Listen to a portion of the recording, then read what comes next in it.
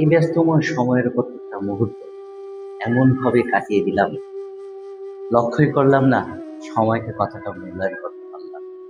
লক্ষ্যই করলাম না সময়কে কতটা অবহেলিত করলাম। খেয়াল করেন, দেখতে পারবেন। আপনার ঘরের সেই দেয়ালে টাঙানো ক্যালেন্ডারটা একটি একটি করে প্রতি মাসে পাতা পাল্টাতে পাল্টাতে আজ অকেজোর অবস্থায় ঘর থেকে বিদায় নেওয়ার সময় হয়ে গেছে। একটিবার মন থেকে কি কখনো উপলব্ধি করেছেন?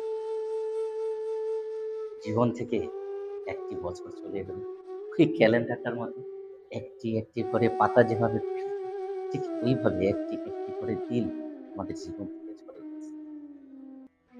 কাজে আসছে নতুন বছর।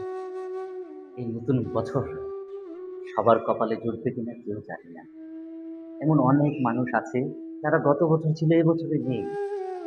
এমন অনেক মানুষ আছে যারা এই বছর পর্যন্ত আছে, আগামী বছর থাকবে না।